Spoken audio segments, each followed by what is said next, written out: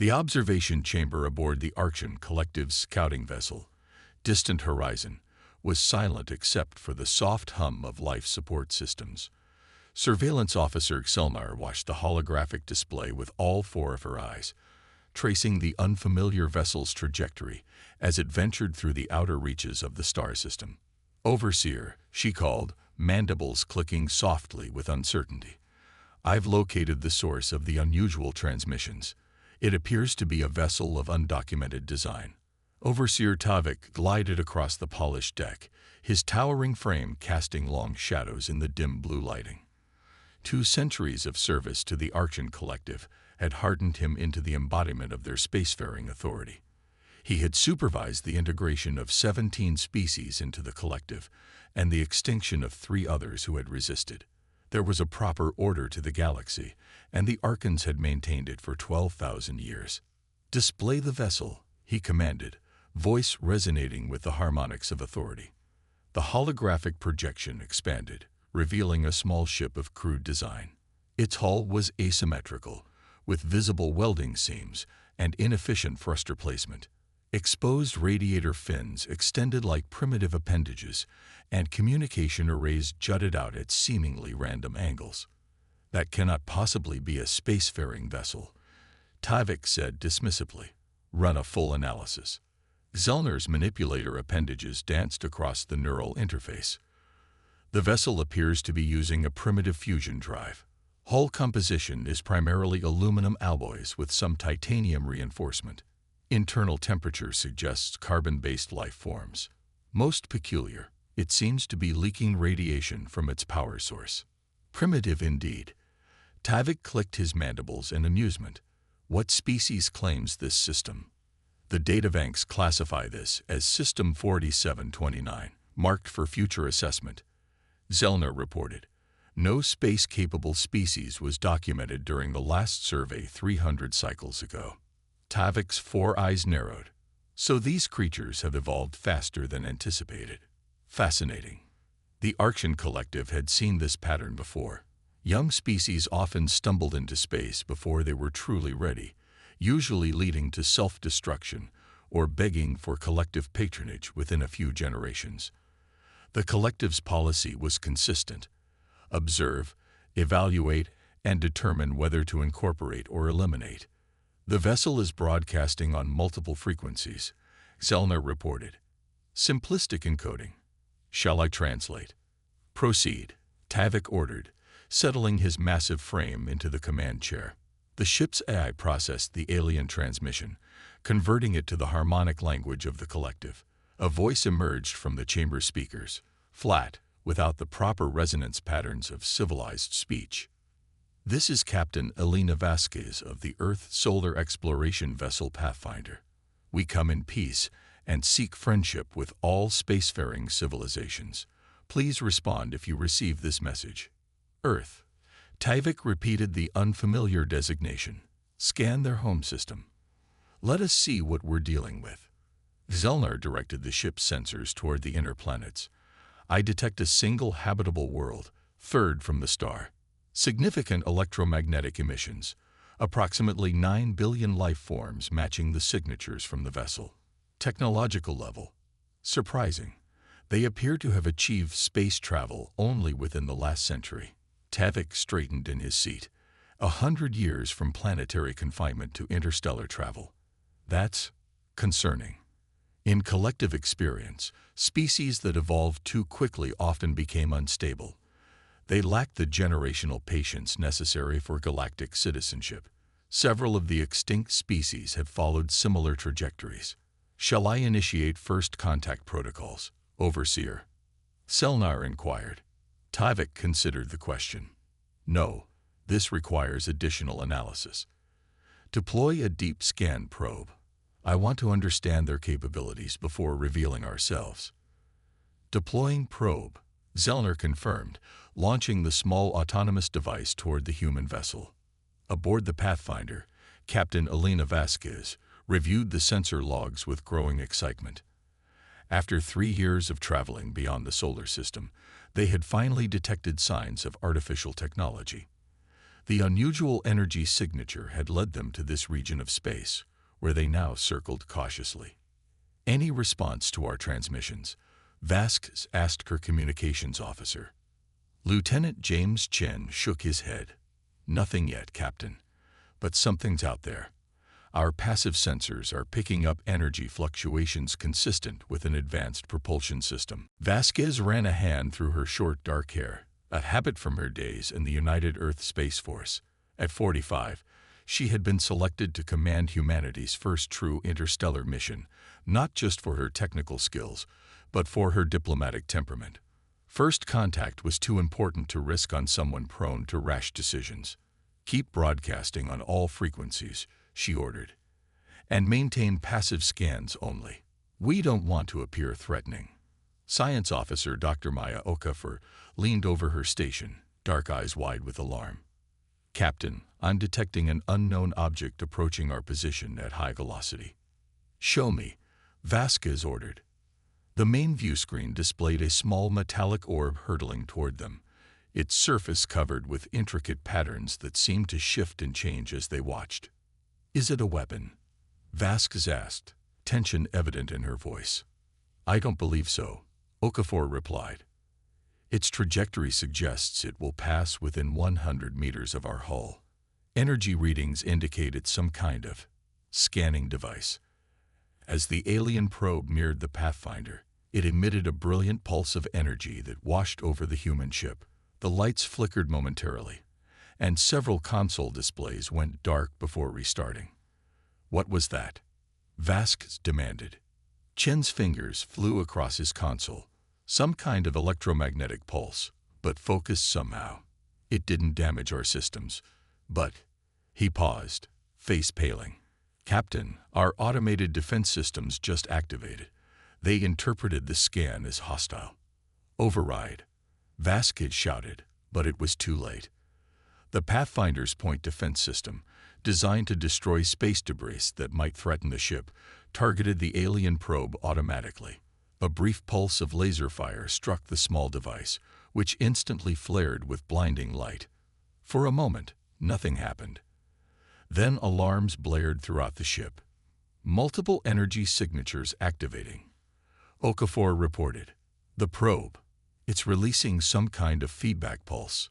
The energy wave struck the Pathfinder with devastating force. Hull plating buckled, and emergency sirens wailed as atmosphere vented from multiple breaches. "Damage report," Vasquez called, pulling herself back to her console after being thrown to the floor. "Hull breaches on decks 3 and 4, the tactical officer reported. "Emergency containment holding. Engines offline. Communications array damage." On the distant horizon, Overseer Tavik watched in disbelief as the probe's self-defense mechanism triggered, causing significant damage to the primitive vessel. The probe itself had been destroyed, an unexpected development that suggested the humans possessed weapon technologies beyond their apparent development stage. "They attacked our probe," Zelnar stated, bewilderment evident in her harmonic patterns. "And somehow destroyed it," Tavik added grimly. "This requires immediate action." Their response was clearly hostile. "The human vessel is damaged but still intact," Zelnar reported. "They're attempting emergency repairs." Tavik's decision was swift. This species has demonstrated aggression and unexpected technological capabilities. The collective must be informed. Prepare a comprehensive report while I contact the Directorate. As the distant horizon retreated to a safe distance, Captain Vasquez and her crew fought desperately to save their crippled ship. "Seal off the affected sections," she ordered. "Direct all available power to life support and emergency communications." Chief Engineer Rodriguez's voice came through the damaged intercom system. "Captain, whatever hit us wasn't just powerful. It was surgically precise. It's like it knew exactly where our weakest points were." The implications chilled Vasquez to the bone.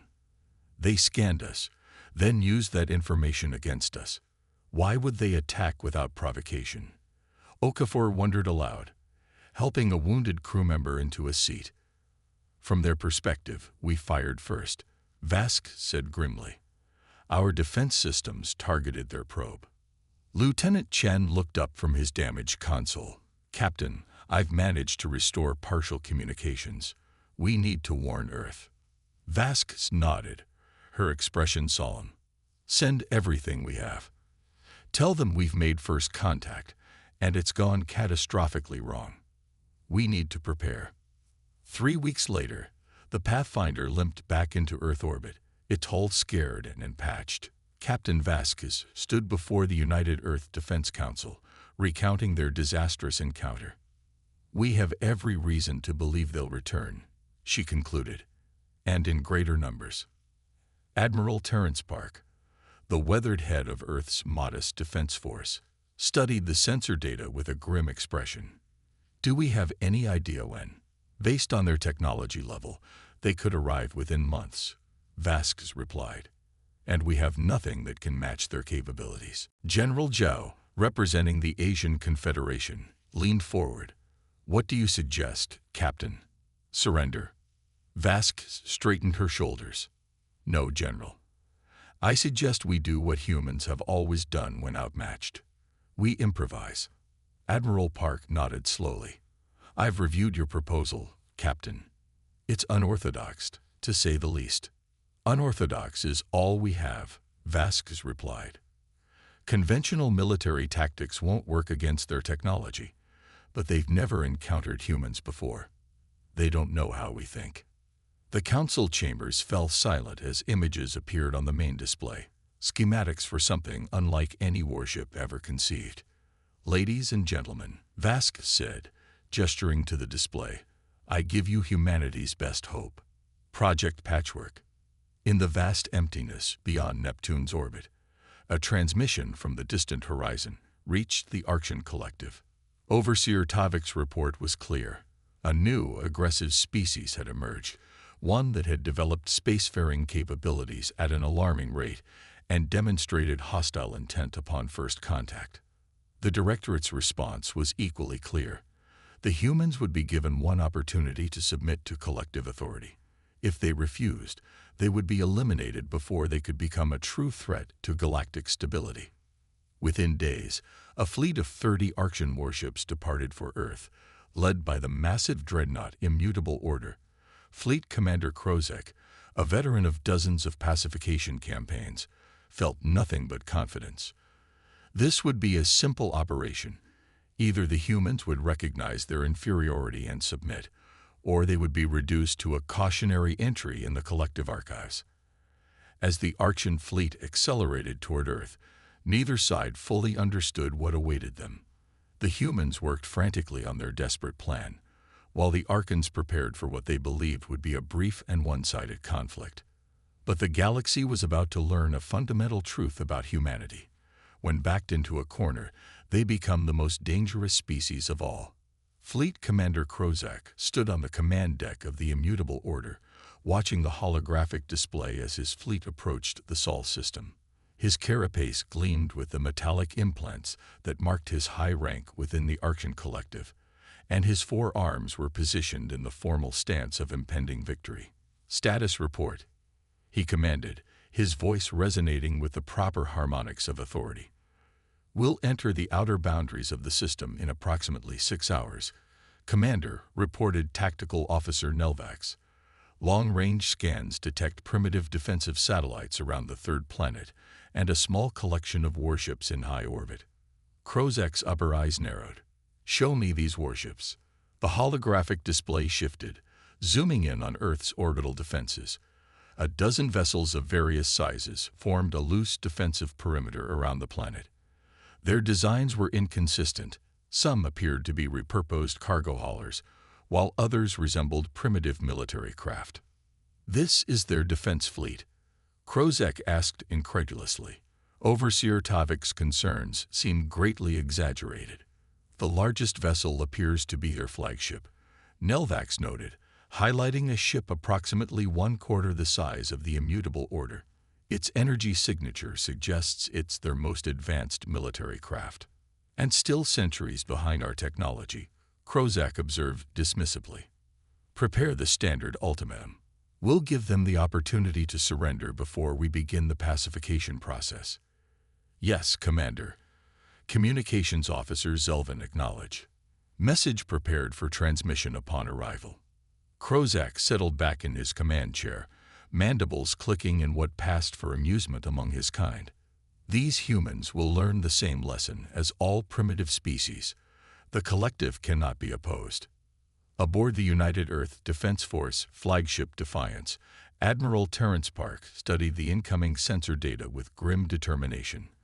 The alien fleet was exactly as massive as they had feared, 30 vessels of various sizes, all dwarfing anything humanity had built for space warfare. "Time to arrival?" he asked, voice steady despite the weight of responsibility bearing down on him. 6 hours, Admiral, reported Lieutenant Commander Sato. "They'll reach outer defense perimeter range in 5. Park nodded, turning to the holographic communication display where the faces of his squadron commanders appeared.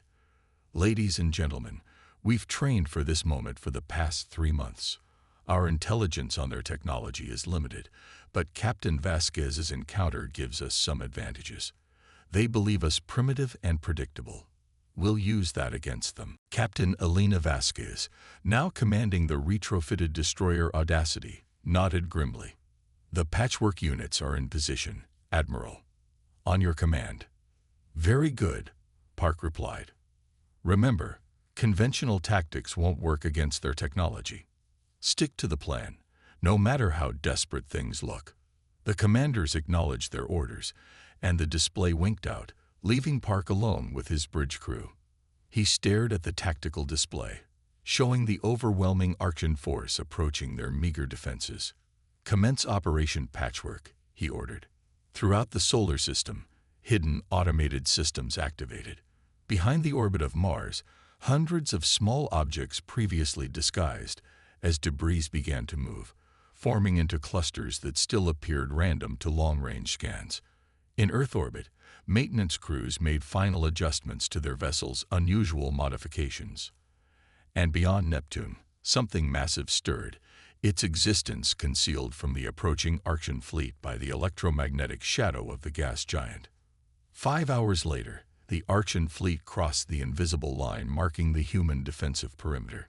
Commander Krozak straightened in his command chair as the sensor officer reported their arrival. "Transmit the ultimatum," he ordered. Communications Officer Zelvin activated the broadcast. Message transmitting on all frequencies, translated into their primary languages.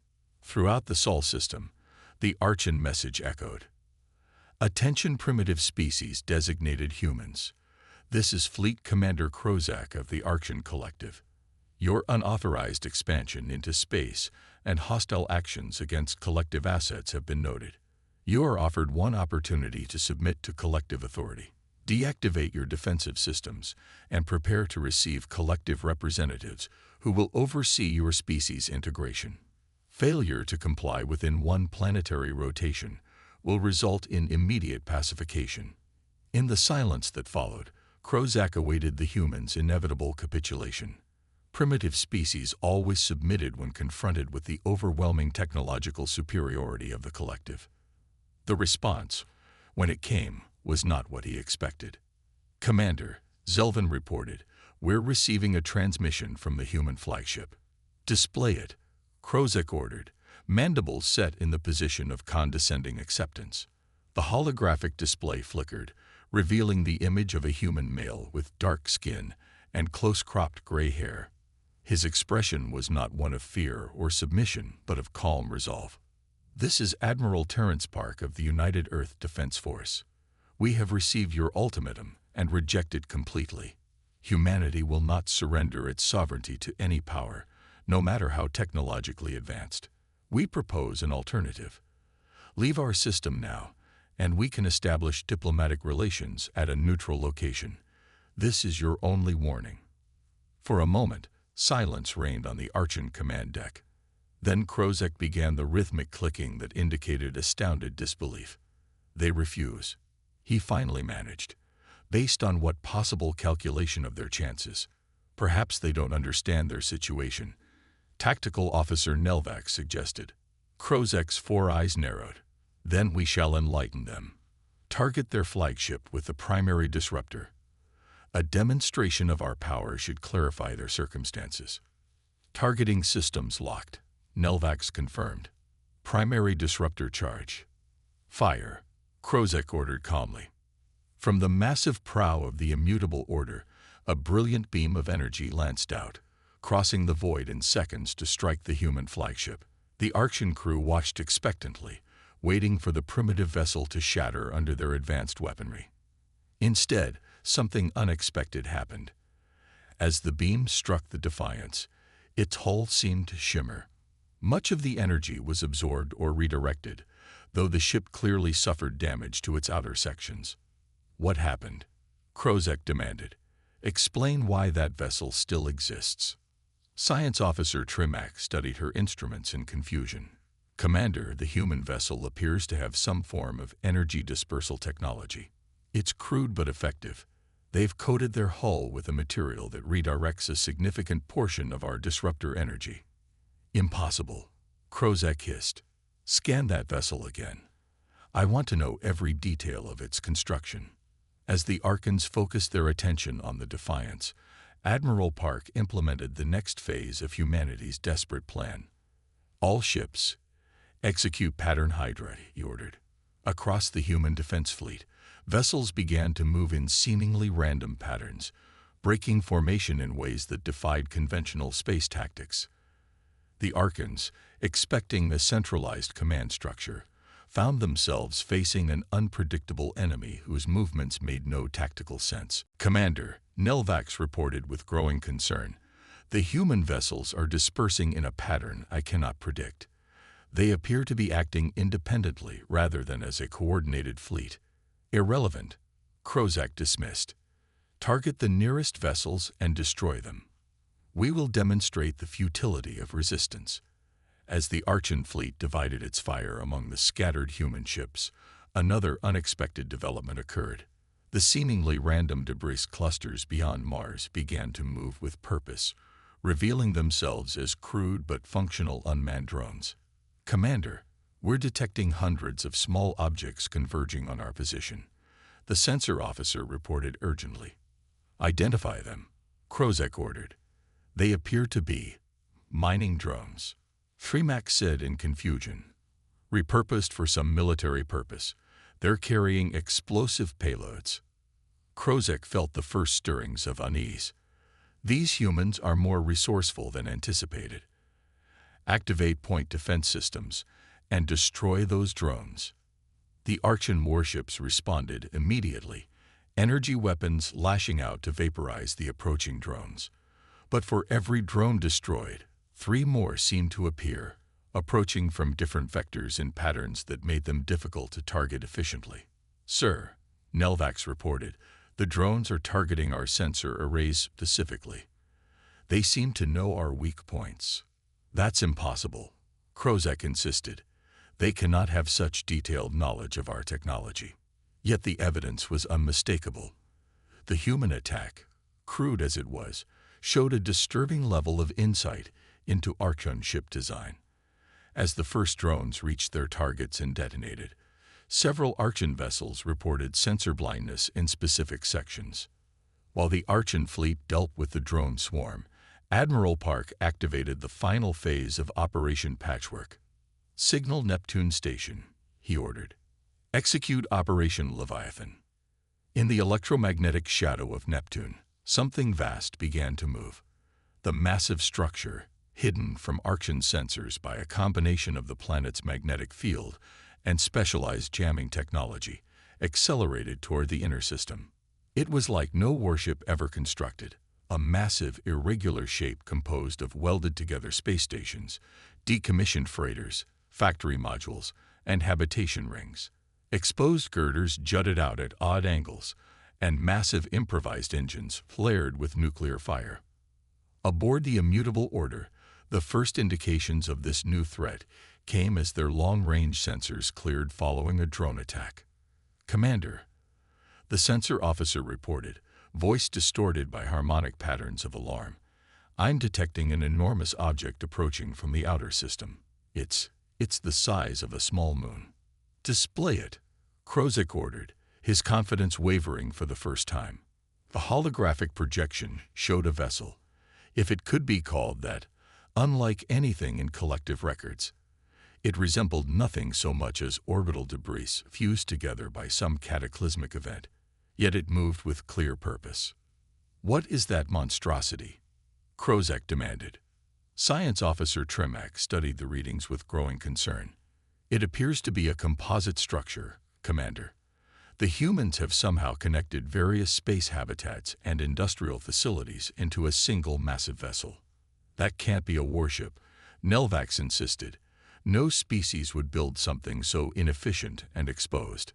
Yet as they watched, the enormous patchwork construction accelerated toward the Archon fleet, and sections of its irregular hull began to open, revealing what appeared to be repurposed mining lasers and mass drivers scaled to enormous proportions. "The human admiral is hailing us," Communications Officer Zelvin reported. Krozek hesitated, then nodded. "Display the message." Admiral Park's face appeared again, now showing signs of strain but also determination. "Fleet Commander Krozek, allow me to introduce the UES Leviathan, humanity's first true battle station. We knew we couldn't match your technology conventionally, so we didn't try. Instead, we built something you wouldn't expect. Consider this our response to your ultimatum." As the transmission ended, the Leviathan fired its first volley, not directed energy weapons like the Archons used, but massive kinetic projectiles accelerated to significant fractions of light speed by repurposed mass drivers. The projectiles weren't aimed directly at Archon vessels, but at precisely calculated points in space around them. "Evasive maneuvers," Krozek ordered, but the true purpose of the attack became clear as the projectiles detonated before impact, creating expanding clouds of metallic particles that adhered to Archon hull plating. "What are they doing?" Krozek demanded as his ship shuddered slightly. "Analysis indicates the particles are interfering with our shield harmonics," Trimac reported. "They're causing microfluctuations that, Commander, our shields are weakening by approximately 3% per minute." Now the smaller human vessels pressed their attack, targeting the affected areas with weapons that should have been ineffective against Archon technology, but now found vulnerabilities through the degraded shields. "Impossible," Krozek whispered, watching as one of his smaller vessels reported critical damage. "How could they have developed countermeasures to our technology so quickly?" The answer came from an unexpected source. Science Officer Trimac's voice was subdued as she reported her findings. "Commander, I've analyzed their tactics. They're not using technology they developed. They're using our own scanning technology against us. The probe that scanned their ship contained detailed information about our systems. When they destroyed it, they must have recovered fragments and reverse-engineered enough to understand our vulnerabilities." Krozek's mandibles clicked in shock. "In 3 months. No species could adapt that quickly." "These humans appear to have extraordinary adaptive capabilities," Trimac replied. "Their technology is primitive, but they're using it in ways we never anticipated." As the massive Leviathan continued its approach, more Archon vessels reported systems failures. The human drones had targeted specific vulnerabilities, and now the smaller vessels exploited those weaknesses with precision strikes. "Commander," Nelvax reported reluctantly, 3 vessels have suffered critical damage. 2 more report shield collapse imminent." Krozek faced the most difficult decision of his career. His fleet, superior in every technological measure, was being systematically dismantled by a species that had only achieved spaceflight a century ago. "All vessels, tactical retreat," he ordered finally. "Reform at the system edge and prepare for strategic withdrawal." As the Archon fleet disengaged, limping away from Earth with unexpected casualties, Admiral Park watched from the bridge of the damaged but still functional Defiance. "They're retreating," Lieutenant Commander Seto reported, disbelief evident in her voice. "For now," Park replied grimly. "They'll be back, and with a better understanding of our capabilities. But we've bought time. Time to learn from their technology, Time to build more effective defenses. Captain Vasquez's voice came through the communication system. Admiral, Leviathan performed beyond expectations. Engineering reports we can maintain operational status for another 72 hours before the reactors need to be shut down. Park nodded. Well done, Captain. Begin recovery operations and prepare for immediate upgrades. We've surprised them once. We'll need to be even more innovative next time. Aboard the retreating Immutable Order, Commander Krozak prepared his report to the Collective Directorate. It would not be well received. No fleet commander had retreated from a primitive species in over 1,000 years. These humans, he told his assembled officers, represent a unique threat, not because of their technology, but because of how they think. They do not follow the expected patterns of development. They adapt with astonishing speed, using their very primitiveness as an advantage. What will the Directorate decide? Tactical Officer Nelvax asked. Krozak's 4 eyes focused on the distant image of Earth, now receding on their view screens. They will likely order a full pacification fleet, he said solemnly. But I will recommend an alternative approach. These humans, they could be valuable to the collective if their creativity could be properly harnessed. Science Officer Trimac nodded in agreement. I concur, Commander. Their engineering solutions, while crude, demonstrate remarkable ingenuity. The Leviathan alone represents a completely novel approach to space warfare. Indeed, Krozak said, mandibles clicking thoughtfully. Perhaps what we witnessed today was not just desperation, but the first glimpse of a species that might one day stand as equals even to the Archons. As the Archon fleet disappeared into the darkness between stars, humanity began the long process of preparing for their return. The Leviathan, that impossible patchwork of repurposed civilian infrastructure, became the template for a new kind of space defense, one that relied not on matching alien technology, but on uniquely human solutions. Earth had not won the war, but they had won something perhaps more valuable: respect. Across the galaxy, word began to spread of the primitive species that had driven back an Archon pacification fleet using nothing but improvisation and determination. And in the vast archives of the Archon Collective, humanity's status was upgraded from minor threat to species of significant interest, the highest compliment the ancient civilization could bestow upon newcomers to the galactic stage.